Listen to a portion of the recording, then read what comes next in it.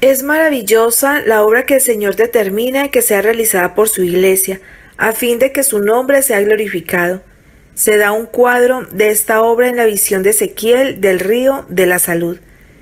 Estas aguas salen a la región del oriente y descenderán a la llanura y entrarán en la mar. Y entradas en la mar recibirán sanidad las aguas, y será que toda alma viviente que nadare por doquiera que entraren estos dos arroyos vivirá. Y junto al arroyo, en su ribera de una parte y de otra, crecerá todo árbol de comer. Su hoja nunca caerá, ni faltará su fruto. A sus meses madurará, porque sus aguas salen del santuario, y su fruto será para comer, y su hoja para medicina. Desde el principio, Dios ha obrado por medio de su pueblo para proporcionar bendición al mundo. Para la antigua nación egipcia, Dios hizo de José una fuente de vida. Mediante la integridad de José fue preservada la vida de todo ese pueblo. Mediante Daniel, Dios salvó la vida de todos los sabios de Babilonia. Y esas liberaciones son lecciones objetivas.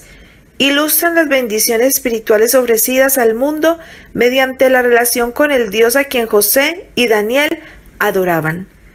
Todo aquel en cuyo corazón habite Cristo, todo aquel que quiera revelar su amor al mundo, es colaborador con Dios para la bendición de la humanidad.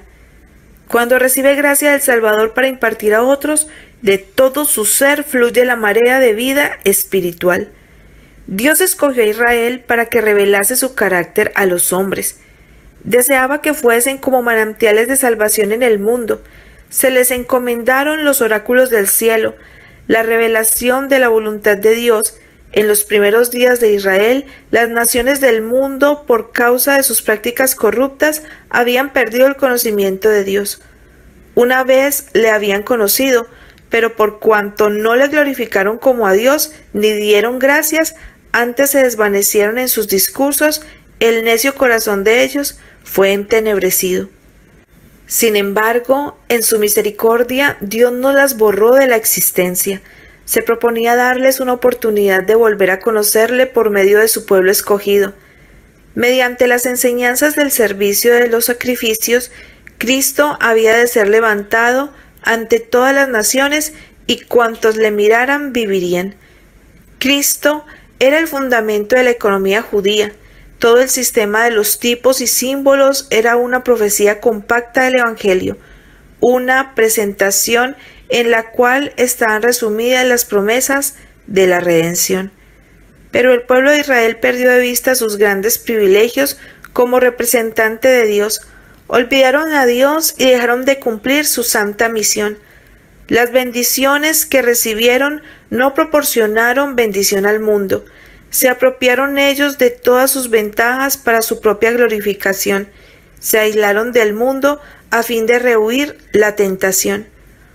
Las restricciones que Dios había impuesto a su asociación con los idólatras para impedir que se conformasen a las prácticas de los paganos, las usaban para edificar una muralla de separación entre ellos y todas las demás naciones. Privaron a Dios del servicio que requería de ellos y privaron a sus semejantes de dirección religiosa y de un ejemplo santo. Los sacerdotes y gobernantes se estancaron en una rutina de ceremonias, estaban satisfechos con una religión legal y era imposible para ellos dar a otros las verdades vivientes del cielo. Consideraban cabalmente suficiente su propia justicia y no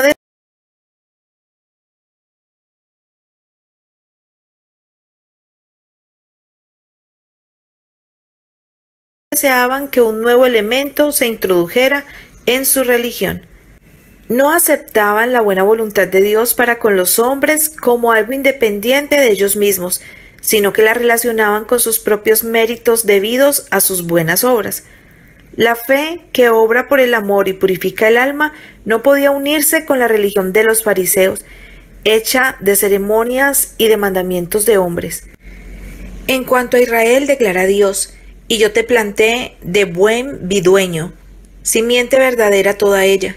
¿Cómo pues te me has tornado sarmientos de vida extraña? Es Israel una frondosa viña, haciendo fruto para sí. Ahora pues, vecinos de Jerusalén y varones de Judá, juzgad ahora entre mí y mi viña. ¿Qué más se había de hacer a mi viña que yo no haya hecho en ella? ¿Cómo, esperando yo que llevase uvas, ha llevado uvas silvestres? Os mostraré pues ahora lo que haré yo a mi viña. Quitaréle su vallado, y será para ser consumida. Aportillaré su cerca, y será para ser hollada. Haré que quede desierta, no será podada ni cavada, y crecerá el cardo y las espinas, y aún a las nubes mandaré que no derramen lluvia sobre ella. Ciertamente la viña de Jehová de los ejércitos es la casa de Israel, y los hombres de Judá planta suya deleitosa. Esperaba juicio, y aquí vileza, justicia, y aquí clamor. No corroborasteis las flacas, ni curasteis la enferma, no ligasteis la perniquebrada, ni tornasteis la amontada, ni buscasteis la perdida, sino que os habéis enseñoreado de ellas con dureza y con violencia. Los jefes judíos se consideraban a sí mismos demasiado sabios para necesitar instrucción, demasiado justos para necesitar salvación, demasiado altamente honrados para necesitar el honor. El Salvador se apartó de ellos para confiar a otros los privilegios que ellos habían profanado y la obra que habían descuidado. La gloria de Dios debe ser revelada, su palabra afirmada.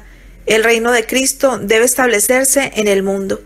La salvación de Dios debe darse a conocer en las ciudades del desierto, y los discípulos fueron llamados para realizar la obra que los jefes judíos no habían hecho.